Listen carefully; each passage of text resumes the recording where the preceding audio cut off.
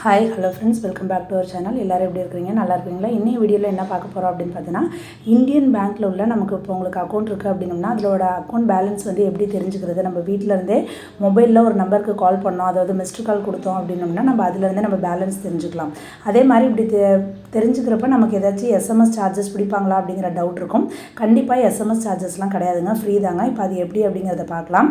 இப்போ நீங்கள் வந்து இந்தியன் பேங்க்கில் அக்கௌண்ட் வச்சுருக்கீங்க அப்படின்னோம்னா நீங்கள் அதில் வந்து உங்களோட மொபைல் நம்பர் அங்கே ரெஜிஸ்டர் பண்ணிருக்கணும். அந்த மொபைல்லேருந்து கால் பண்ணால் தான் நம்ம வந்து பேலன்ஸ் செக் பண்ண முடியும். அது என்ன நம்பர் அப்படிங்கிறத நோட் பண்ணிக்கோங்க. 9677633000.